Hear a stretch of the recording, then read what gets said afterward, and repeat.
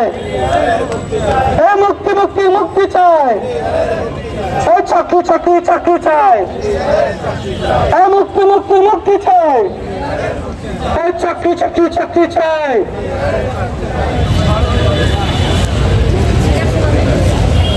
আপাতত আমরা 5 মিনিট একটু রেস্ট নেই, ইনশাআল্লাহ আবার আমরা স্লোগান শুরু করবো।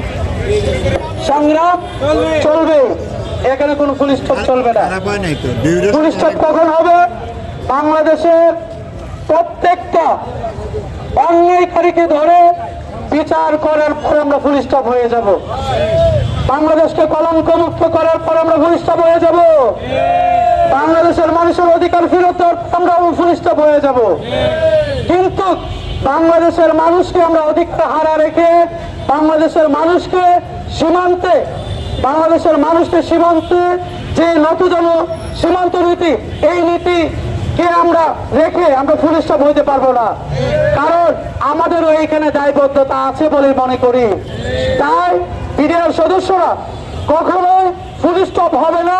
ন্যায়সঙ্গত ন্যায় বিচারের জন্য এবং তাদের অধিকার আদায়ের জন্য ইনশাল্লাহ আমরা যতক্ষণ না পর্যন্ত পিলখানা হত্যাকাণ্ডের সুষ্ঠু এবং ন্যায় বিচার এবং বিডিআর সদস্যদের চাকরি ফেরত, অধিকার ফেরত সহ বাংলাদেশের ঘটে যাওয়া প্রত্যেকটা হত্যাকাণ্ডের বিচার না হবে, ইনশাল্লাহ আমরা আমাদের আওয়াজ তুলে যাব।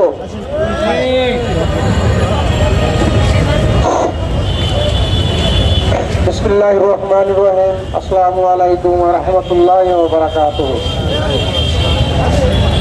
সংগ্রামী বিডিআর ক্ষতিগ্রস্ত বিডিআর সদস্যবৃন্দ, আসসালামু আলাইকুম। আজকে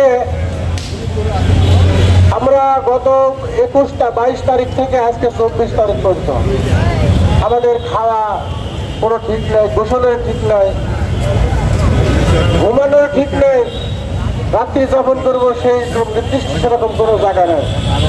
আমাদের এত বয়স্ক লোক আমাদের সঙ্গে আছেন, আসলে মানে বলার মতো না। শেষ বয়সে এসে আমাদের চাকরির জন্য রাস্তায় রাস্তায় আমাদের ঘুরে বেড়াতে হচ্ছে।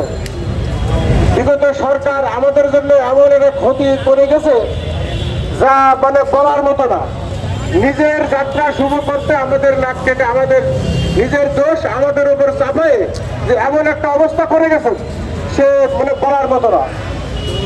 আমি প্রধান উপদেষ্টা ডক্টর ইউনূস স্যারের দৃষ্টি আকর্ষণ করে বলছি, আপনি তো শান্তিতে নোবেল পেয়েছেন, আপনি শান্তিতে নোবেল পেয়েছেন এবং আপনি বিশ্বের একজন শ্রেষ্ঠ নেতা হিসেবে আমরা জানি।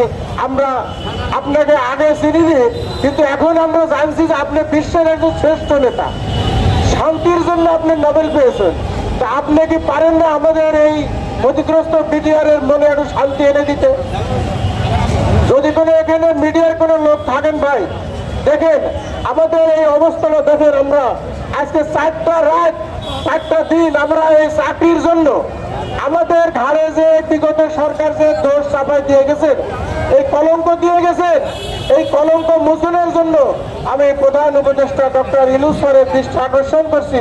আমাদেরকে আপনি একটু আমাদের পরিবার পরিজন, ক্ষতিগ্রস্ত পরিবার পরিজনের জন্য আপনি একটু চিন্তা ভাবনা করে আমাদেরকে একটু শান্তির ব্যবস্থা করে দিয়ে যান। সংগ্রামী সাথী বন্ধুগণ,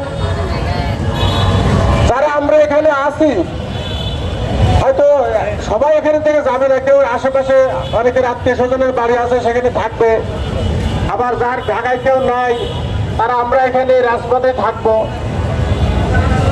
আগামী 30 তারিখ পর্যন্ত আমরা ইনশাল্লাহ ঢাকাতে অবস্থান করব। যেহেতু আমাদের সরকার পক্ষ থেকে একটু আশ্বাস দেওয়া হয়েছে, আমরা আশা করি আলহামদুলিল্লাহ আমাদের জন্য একটা সুখবর আসবে।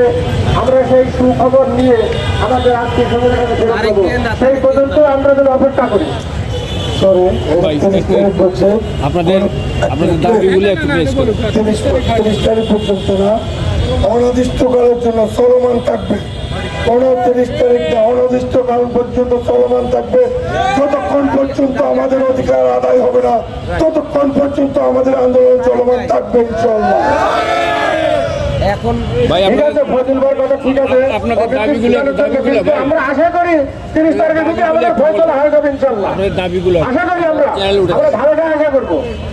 এবার আমরা আমাদের অধিকার আদায় না হওয়া পর্যন্ত আমরা রাজপথে থাকবো। রাজপথে থেকে আমাদের অধিকার আদায় করে নেবো ইনশাল্লাহ। আমরা যেমন সীমান্তে ডিউটি করেছি, ভারতীয় সৈনিকের কাছে এরকম আমরা কোনদিন মাথা নত করিনি, ভারতের কাছে মাথা নত করিনি ইনশাল্লাহ। আমরা আমাদের অধিকার আদায় করার জন্য যা যা করার দরকার ইনশাল্লাহ আমরা করব।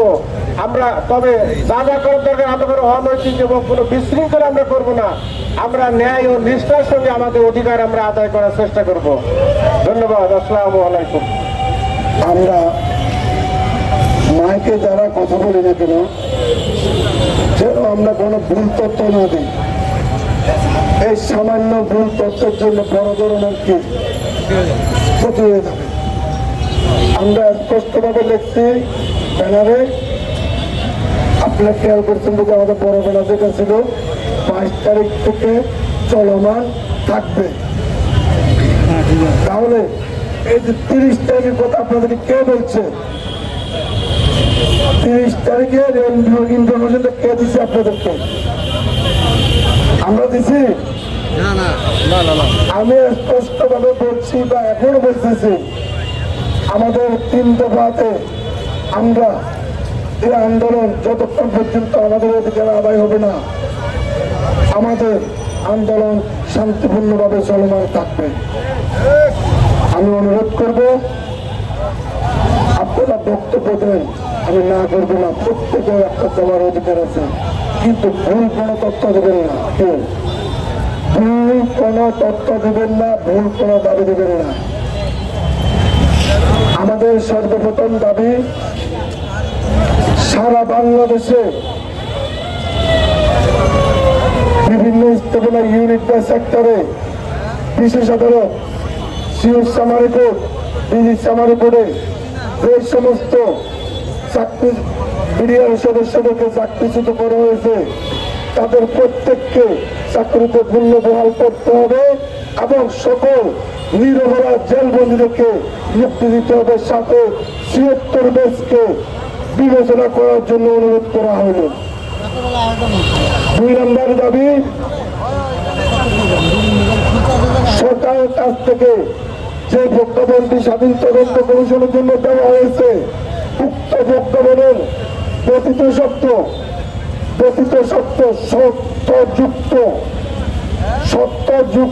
ব্যতীত শব্দ এবং বইয়ের অনুদারা বাতিল করে স্বাধীন তদন্ত কমিশনকে সুস্থভাবে কাজ করার অধিকার দিতে হবে এবং কোনো শর্ত দিয়ে স্বাধীন তদন্ত কমিশন চলবে না। 3 নম্বর দাবি, পিলখানার সত্য উন্মোচন করতে গিয়ে যে সমস্ত সেনা কর্মকর্তা চাকরিচ্যুত হয়েছেন, তাদের প্রত্যেককে পুনরায় চাকরিতে পূর্ণ বহাল বা পূর্ণ বাসস্থান করতে হবে এবং বিডিআরের নাম পুনরায় স্থাপন করতে হবে। এই 3টা দাবিতে আমরা বর্তমানে অবস্থান কর্মসূচিতে আছি। যতক্ষণ পর্যন্ত আমাদের অধিকার আদায় হবে না, ততক্ষণ পর্যন্ত আমরা ঘরে ফিরে যাব না।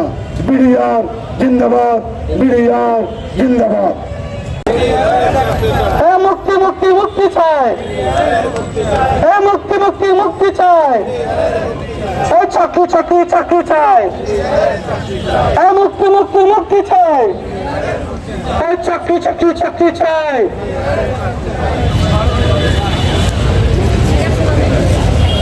আপাতত আমরা 5 মিনিট একটু রেস্ট নেই, ইনশাআল্লাহ আবার আমরা স্লোগান শুরু করবো।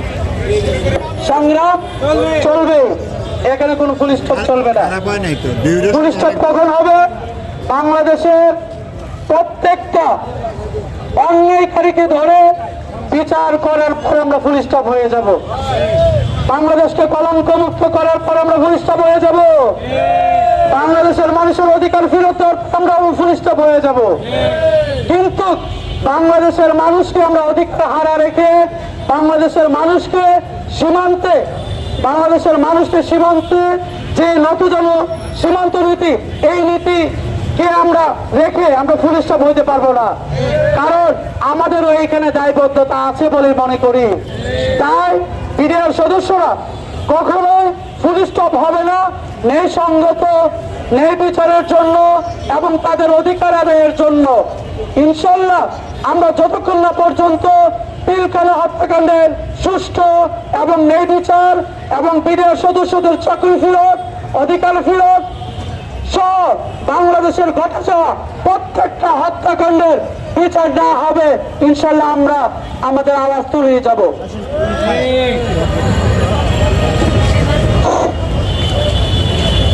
বিসমিল্লাহির রহমানির রহিম। আসসালামু আলাইকুম ওয়া রাহমাতুল্লাহি ওয়া বারাকাতুহু।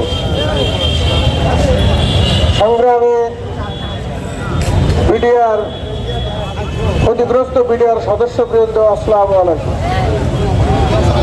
আজকে আমরা গত 22 তারিখ থেকে আজকে 24 তারিখ পর্যন্ত আমাদের খাওয়া কোনো ঠিক নাই, গোসলের ঠিক নাই, ঘুমানোর ঠিক নেই, রাত্রি যাপন করবো সেই নির্দিষ্ট সেরকম কোনো জায়গা নেই। আমাদের এত বয়স্ক লোক আমাদের সঙ্গে আছেন, আসলে মানে বলার মতো না। শেষ বয়সে এসে আমাদের চাকরির জন্য রাস্তায় রাস্তায় আমাদের ঘুরে বেড়াতে হচ্ছে। বিগত সরকার আমাদের জন্য এমন একটা ক্ষতি করে গেছে যা মানে বলার মতো না।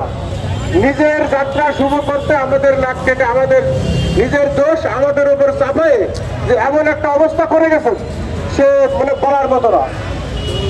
আমি প্রধান উপদেষ্টা ডক্টর ইউনূস স্যারের দৃষ্টি আকর্ষণ করে বলছি, আপনি তো শান্তিতে নোবেল পেয়েছেন, আপনি শান্তিতে নোবেল পেয়েছেন এবং আপনি বিশ্বের একজন শ্রেষ্ঠ নেতা হিসেবে আমরা জানি। আমরা আপনাকে আগে চিনিনি, কিন্তু এখন আমরা জানছি যে আপনি বিশ্বের একজন শ্রেষ্ঠ নেতা। শান্তির জন্য আপনি নোবেল পেয়েছেন, তা আপনি কি পারেন না আমাদের এই ক্ষতিগ্রস্ত বিডিআর এর মনে একটু শান্তি এনে দিতে?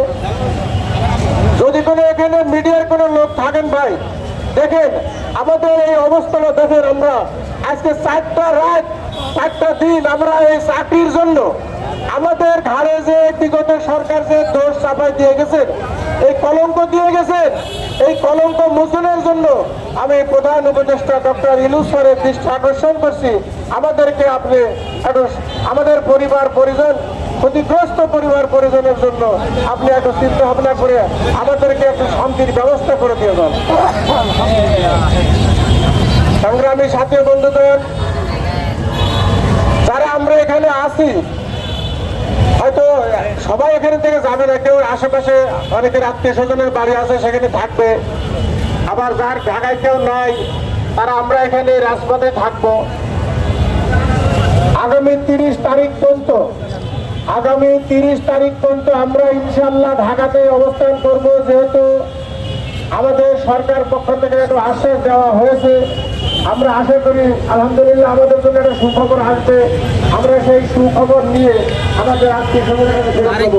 সেই পর্যন্ত আমরা যেন অপেক্ষা করি। আপনাদের দাবিগুলো একটু পেশ করুন। 30 তারিখ পর্যন্ত না, অনির্দিষ্টকালের জন্য চলমান থাকবে।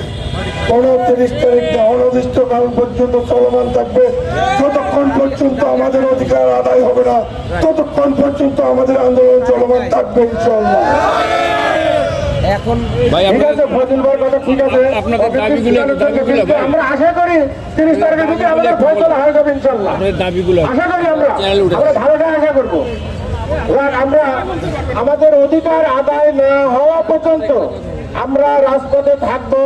রাজপথে থেকে আমাদের অধিকার আদায় করে নেবো ইনশাল্লাহ। আমরা যেমন সীমান্তে ডিউটি করেছি, ভারতীয় সৈনিকের কাছে যেরকম আমরা কোনদিন মাথা নত করিনি, ভারতের কাছে মাথা নত করিনি ইনশাল্লাহ। আমরা আমাদের অধিকার আদায় করার জন্য যা যা করার দরকার ইনশাল্লাহ আমরা করব। আমরা তবে যা যা করার দরকার আমাদের অনৈতিক এবং কোনো বিশৃঙ্খলা আমরা করব না। আমরা ন্যায় ও নিষ্ঠার সঙ্গে আমাদের অধিকার আমরা আদায় করার চেষ্টা করব। ধন্যবাদ। আসসালামু আলাইকুম। আমরা মাইকে যারা কথা বলি না কেন, যেন আমরা কোনো ভুল তথ্য না দিই। এই সামান্য ভুল তথ্যের জন্য বড় ধরনের কি ক্ষতি হয়ে যাবে।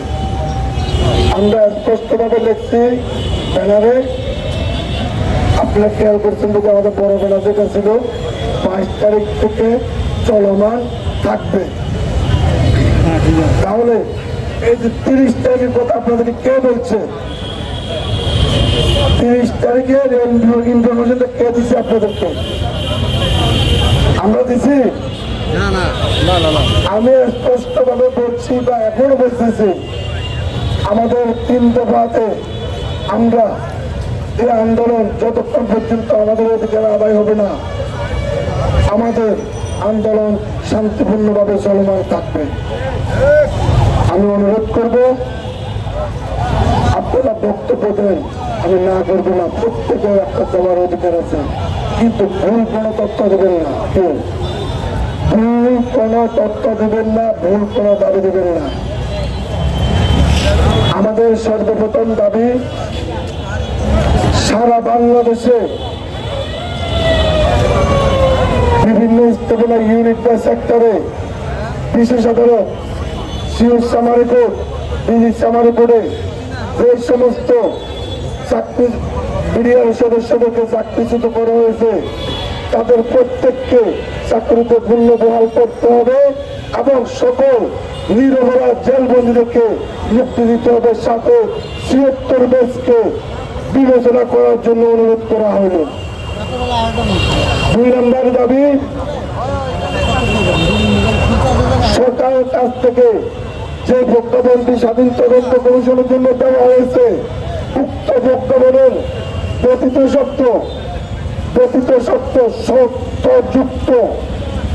সত্যযুক্ত ব্যতীত শব্দ এবং বইয়ের অনুদারা বাতিল করে স্বাধীন তদন্ত কমিশনকে সুস্থভাবে কাজ করার অধিকার দিতে হবে এবং কোনো শর্ত দিয়ে স্বাধীন তদন্ত কমিশন চলবে না। 3 নম্বর দাবি, পিলখানার সত্য উন্মোচন করতে গিয়ে যে সমস্ত সেনা কর্মকর্তা চাকরিচ্যুত হয়েছেন, তাদের প্রত্যেককে পুনরায় চাকরিতে পূর্ণ বহাল বা পূর্ণ বাসস্থান করতে হবে এবং বিডিআরের নাম পুনরায় স্থাপন করতে হবে। এই 3টা দাবিতে আমরা বর্তমানে অবস্থান কর্মসূচিতে আছি। যতক্ষণ পর্যন্ত আমাদের অধিকার আদায় হবে না, ততক্ষণ পর্যন্ত আমরা ঘরে ফিরে যাব না। বিডিআর জিন্দাবাদ, বিডিআর জিন্দাবাদ।